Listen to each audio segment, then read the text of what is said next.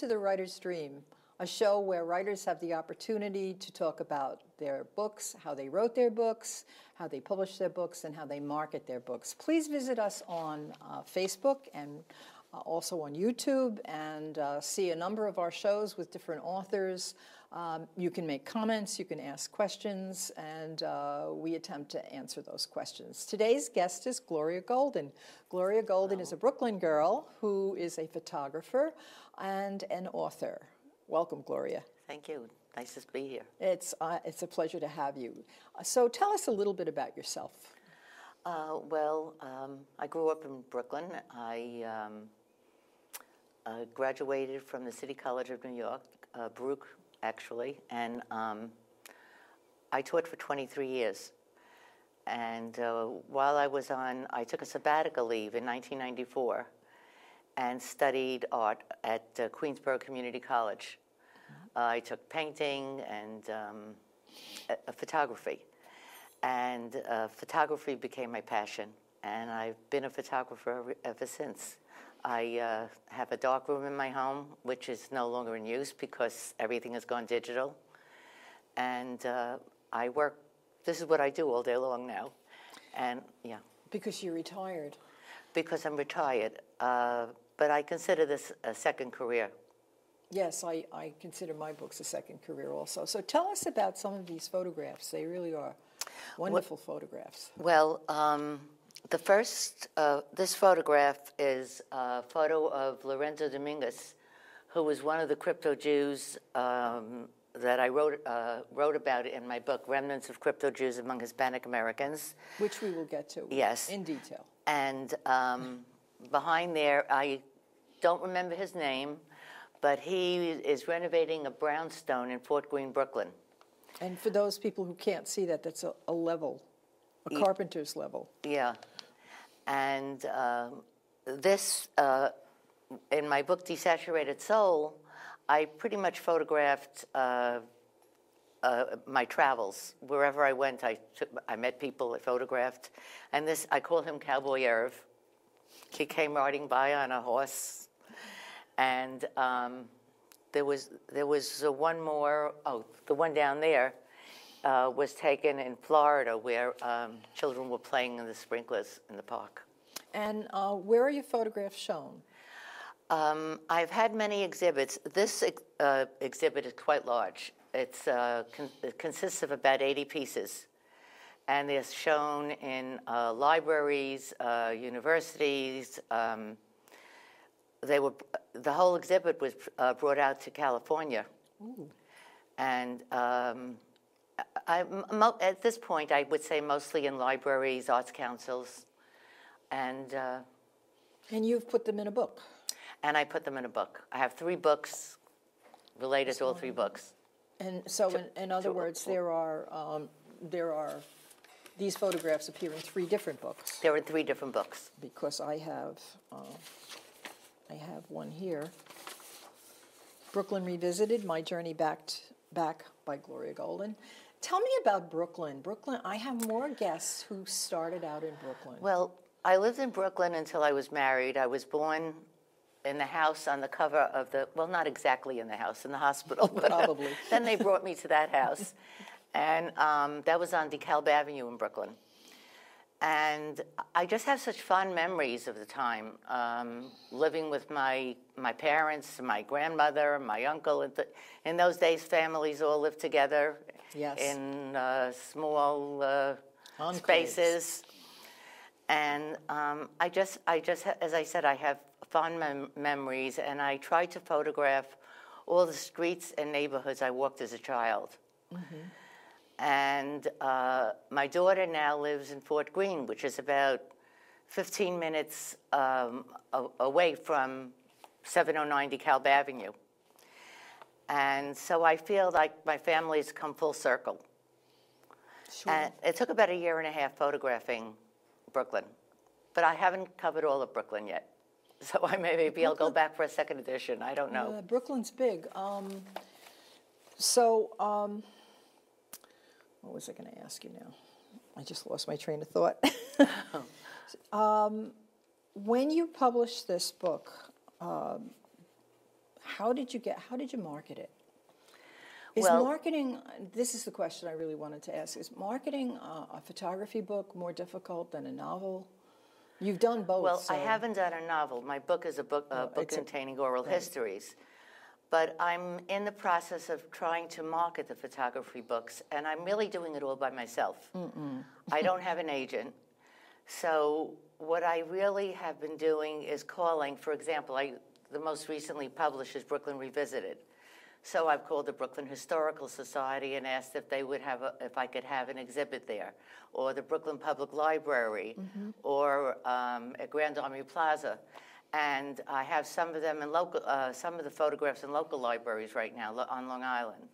So that's how I'm going about it, and I'm trying to get reviews. I'm on Amazon, I'm on Facebook, and I have little ads on Facebook. There are some websites that that ask for reviewers, and I'm assuming that they also do reviews. One of them is Indie Tracker. Oh, I'm not familiar with that. Yeah, I came across that one, and I was surprised to see that because that was something new to me. I'm also trying to market my own books and finding it challenging. You were also recently at the Brooklyn Book Expo. Oh, yes, I was the Brooklyn Book Fair, which is, I think it's the 7th year they had this fair. And I had my photographs and books. I was standing in front of the courthouse on Adams Street. And it was very interesting, but I think there were more publishers there than authors. Really? At least that's what I felt. I was speaking to a lot of publishers, and people were very interested in the photographs, but I think money is a problem in this economy as far as purchasing and things like that. Yeah, well, I think books in general, I think the problem with the publishing industry right now is that they don't know where they're going. Yeah. Everything, as you said, everything has gone digital. You don't even need your darkroom anymore because everything's digital. And the same thing is true of books. Everything is e-books. That's right. And publishing companies aren't really sure whether they want to invest in you because they don't know where it's going. This is a tough time to be marketing a book. It is. I don't know what other people do, but I'm in the process of investigating. Well, I think that's all of us, and that's why I think, I know I met you through Long Island Authors Group, Right. which of course I joined because I wanted to talk with authors, speak with them, and find out what do you do to market. Right. And so far I'm finding that it's helpful. One of the things that they do, which I think is interesting, is we have some rights with Fair Media Council where we can access their classes at a fairly reasonable price and find out what those marketing techniques are. So we just keep plugging along. Right, and I find the organization very helpful because I really don't have contact with other authors aside from this organization. Right, right. So what would you say inspired you to collect all these photographs? Was it, you tell me. You mean how I got into photography, I mentioned by studying. I was encouraged by Jules Allen, who was a well-known photographer, and he encouraged me to pursue this. And so I just kept going and entering contests, and I get good responses from various organizations, and so I just continued, and it's been about, I'm counting my fingers, about 15 years. Okay, but you do have 3 books out on photography. Yes. The Remnants of Crypto Jews began as a photography book. Did it really? All right, so why don't we talk about this, Remnants of Crypto Jews? Go ahead. You talk about that project. It began as a photography book. I went to New Mexico and took a photography course at the Santa Fe workshops. And then I was introduced, I wanted to meet people and I thought, I needed a project. So I sort of knew about the Crypto Jews. What is a Crypto Jew? Crypto Jews are Jews who converted to Catholicism and practice Judaism in secret, which let me tell you something about that book that will be helpful. The book contains 60 oral histories, which I accumulated in New Mexico and El Paso, Texas. The knowledge that a heritage from Spain and Portugal is very much alive in the hearts and minds of the Inusim. The Inusim are the forced ones who were forcibly converted to Catholicism in Spain and Portugal. Encouraged me to search for remnants of Judaism within the Hispanic Catholic communities of New Mexico and El Paso, Texas. I wanted to find out what remained of their heritage 500 years or 25 generations after their expulsion from the Iberian Peninsula. It's hard to believe it's 500 years and we're still talking about this topic. The Edict of Expulsion was issued in 1492, and Jews were forced to convert or leave Spain or face death. Sephardim were not permitted to remain on Spanish territories. What's a Sephardim? Sephardim are the descendants of the Jews from Spain and Portugal or the Ottoman Empire. They are the Sephardim. Okay. The Jews who came from Eastern Europe, such as myself, Poland and Russia, are the Ashkenazi Jews. Right. And some converted and became full-fledged Christians. They were the conversos or new Christians. Others converted and practiced Judaism in secret, and they were the crypto-Jews. Okay. And that still exists to this day. However, many in both groups continued practicing Jewish rituals, often without knowing the origin of these rituals. Reports surfaced about the huge influx of Jews to the New World, and as a result, the Inquisition followed these people to the New World. And tribunals of the Holy Office were established in Mexico City, Lima, Peru, and Cartagena, Colombia. Due to the sensitive nature of this project, it was often difficult to meet people and people who were willing to divulge their family history. The secrecy surrounding this hidden heritage was much like a religion in itself. Many of these people remember the voices of their ancestors who said, "No, do not tell," and they wouldn't speak about it. Till this day, there's still fear of the Inquisition, which many people find hard to believe. Wow. The Inquisition ended in Mexico in 1821.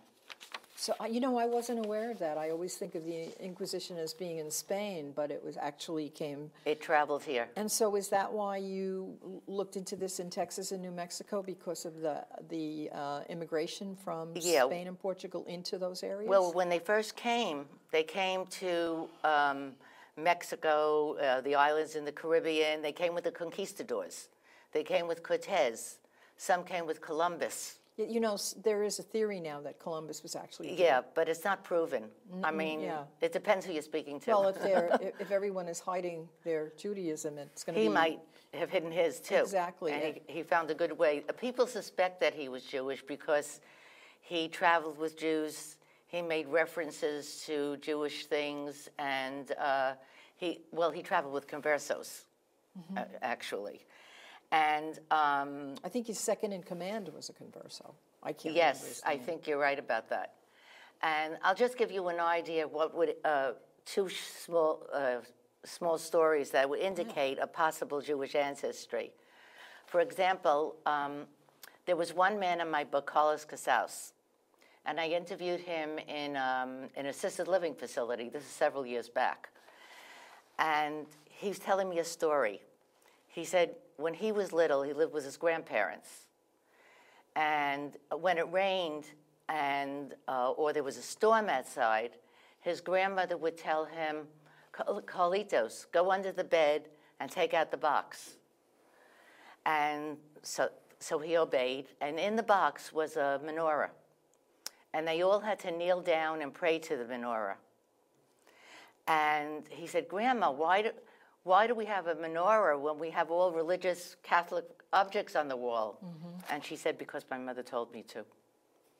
It was just passed on from generation to generation. So actually the people that you're interviewing today don't really know fully where these traditions come from. Well, some know that they were Jewish because they married within the family. Cousins married cousins. Okay. I mean, when the men first came, they intermarried. They intermarried with Native Americans, But some did know of their Jewish heritage. They may have had Jewish objects, but they tried to disguise these heritage, their heritage. For example, many Jews, Orthodox Jews, would have a mezuzah on the door. You know, and they would touch the mezuzah when they went in and when they went out. One young man who actually lives in New York told me that on his grandmother's door, they would have a string of garlic, and they would touch it when they went in and out. So they disguised the ritual that way. I see, yeah. So there were many such stories. What's your favorite story? Oh, my goodness. Well, I guess it's Carlos Casal's with the Carlitos, With the box Rememberer. of it, yeah. Because that's how the stories were passed down. There are people who don't believe these stories, but they're oral histories, and that's how history was passed down originally. Sure. But his is the longest story in the book. It is. Yeah. And one of my favorites is also Lorenzo Dominguez, who lived in, he's no longer alive, but he's just one of the first people I interviewed. And for this photograph, he converted to Judaism. You have to convert if you want to return to Judaism, and very few do convert back. And I photographed him outside my hotel. That was my office whenever I traveled to New Mexico. And he was sitting on a rock. And I asked him to think of how he felt in the synagogue, or how he felt about Judaism. So I feel I was able to obtain a very thoughtful pose. Maybe I see things that others don't, but I just love looking at him. What was his answer? Well, he just posed. He just sat there and he was thinking, and I photographed him. But did he finally tell you what he thought? You know, did he finally answer your question? Well, his family, he knew he had a Jewish heritage. And his family, I think in New Mexico, his family went back 9 generations. Wow. And he knew they were persecuted and tortured. They were tortured in the New World also, as well as in Spain and Portugal. I don't think many people know about that. No, people don't know that. Yeah. There's one story in the book. This other man also, his name is Juan Garcia. He also returned to Judaism, but he tells me about, I think it was an aunt, who had her arm twisted around 8 times as torture during the Inquisition in the New World. I mean, it's very emotional. Oh, sure. I photographed one man, and he had a menorah, and he just broke down crying. That's how emotional it is for these people, and I myself didn't fully realize that until I started working on the project. Well, let's back up a little. You went to New Mexico to take a course in photography. Right. You had to have a project, and so you chose this. Right. And did you choose this because you were interested in Jewish heritage, or you had heard a story? Well, I was interested in, I'm interested in heritage and genealogy, and generally speaking. And I'm interested in Jewish heritage, but I just intended it to be photographs. Okay. But then when I heard their stories, Sure. I had to record them. Now, did you find, this is something I'm curious about, did you find that the people that you interviewed showed, even though they weren't, the ones, for instance, who weren't aware of their Jewish heritage, did you find that they had like a more than average interest in Judaism? Some didn't have an interest in Judaism. They were just very nice and allowed me to interview them. I mean, I knew that most Hispanics who came to the New World during that time probably had some Jewish heritage. Okay. Some were suspicious, and they were doing research through their family, reading archives about their heritage, and trying to trace their family back to Spain. Many have gone back to Spain to try and prove their heritage. Right. But some cared more than others. Sure. Yeah. Some just considered it part of their identity. And considering they were Catholic for so many years, wanted to remain Catholic. Well, that's understandable. Yeah. But I think the interest in this particular topic, I recently read a fiction book, but it's a fiction book by Steve Berry, and it's about Columbus. It's the Columbus affair. I believe is the name of the book.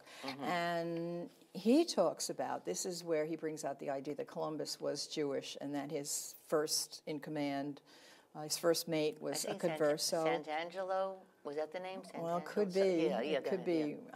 And there is an enclave of people who moved from Spain to Jamaica. And they supposedly came with Columbus and formed this colony in Jamaica. So I'm assuming that any place where you see there's a cluster or an enclave of Jewish people, they probably were trying to escape from the persecution of the Spanish Inquisition, which wasn't just in Spain, but mostly there. Yeah, well, that could be, and it may or may not be, because after all, they wanted to hide their heritage. And they wanted to be considered Catholic. They didn't want to be accused of Judaizing or practicing Jewish rituals, because then they'd be called before the Inquisition. Yes. And today they may still be ostracized by family and community. Many families do not want them to reveal this heritage. Sure, and that's a very strongly Catholic area. But some Ashkenazi Jews did go to Latin America after after World War II, times like that. Yeah, understandable. I have a review. Well, before I read the review, though, what was the most challenging part of it? Was it hard to get these people to speak? Well, I met most of them through introduction. Okay. I would stop into churches, synagogues, anyone who would speak to me. And one person would say, if I found one person, he said, go speak to my brother. And gave me his brother's phone number and that type of thing. So how long did it take you to do this project? About 5 years. Mainly because I had to travel to New Mexico. But I was so involved in it. Yeah, I could see that. I had to do it. I don't know if I can do this again now, because I began in 2000, and the book was published in 2005.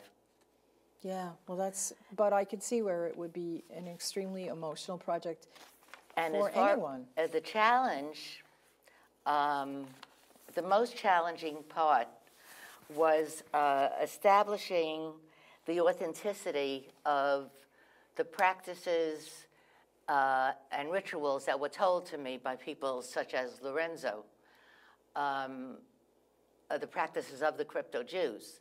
So what I did, I researched every single practice and ritual that was told to me. And I did this by going to books written by historians such as David Gitlitz, who wrote, I consider one of the best books, Secrecy and Deceit.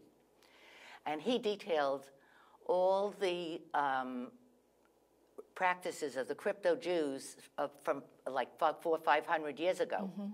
And I matched them. So I knew that whatever they told me was accurate. And I have a lot of footnotes in the book, crediting all the historians. So this is a book that you've not only done the personal stories, but researched the background and... I had to do a lot of research. Yeah, I can imagine. Let me read the review. Okay. This is by Nadine Behar Elman. For many years, I have followed the career of prize-winning photographer Gloria Golden, and I consider her a great artist. In her new book, Golden has transcended the world of the visual arts and become an important scholar, photojournalist, and chronicler of Jewish history. Despite the many chronicles that fill crypto-Jews with human interest, both the book's opening essay and its compelling account of Golden's interviews with Southwestern American crypto-Jews embrace an impressive range of intellectual disciplines, Jewish history, world history, sociology, and anthropology among them. Though this landmark study will appeal to scholars, Golden's absorbing page-turner reads like fiction. Anyone fascinated by the human condition should purchase this gem of a book. I look forward to reading more of Golden's writings. That's beautiful. Yeah, That's really very nice. That was very nice. And I was fortunate to have a few reviews in... I don't think I mentioned it yet. No. There's Dr. Norman Sims, who teaches at Waikato University, New Zealand. And he publishes a scholarly journal, and he reviewed my book in his journal. And I've had B'nai B'rith magazine, many magazines, Spanish magazines. Do you go to various organizations, Jewish organizations, to do lectures? I have gone to synagogues. Okay. I've also gone to Unitarian churches, because they seem to have everybody belongs to. Yes, yeah. They accept everyone. They're a non-religious religion. Yeah, right. Somehow. That's about it. That's it. And then I went to Hillel. I spoke at Drew University and UMass Dartmouth. And those were very rewarding experiences. I bet. And do you go to the various yeshivas? I haven't gone to the yeshivas. You should go to the Jewish Heritage Museum in New York. I can't imagine they would not be interested in this book. I know. I've been told that that's. I'm continuing trying to publicize all 3 books at one time. Yeah. Tell me about it. Yeah, I know. Daunting. But this is a fabulous and interesting project, and I'm going to end this with a little funny story about you and I. Okay. We're sitting next to one another at a dinner for Long Island Authors Group, and for whatever reason, we got to talking about our parents and various practices our parents carried out. And I love to tell the story about my father and how my father would always want me to take him to the cemetery, to the family grave. And I would take him to the cemetery, to the family grave, under protest, because I would tell him nobody was there. And we would go and we would fight over who would dig the hole to put the flowers in and whatnot. And then I would like to leave a rock on the tombstone. And I know that's a Jewish custom. Yeah. And I know it through my friends. And then he would take the rock and get rid of it. He didn't know why I was doing this. And you said maybe he's a crypto Jew. Yeah. And then that's how we got to talking about crypto Jews. And I know my father was not a crypto Jew because I just know his history. Right. I know he just was ignorant of this practice, right. And I couldn't explain it to him adequately to get him to right. just let me leave the stone on the grave. And now he's buried there, and I leave the stone. Now you leave the stone. So one never knows. Generations in the future may search back. Yeah, they may search back and find out what I'm all about, right? Yeah.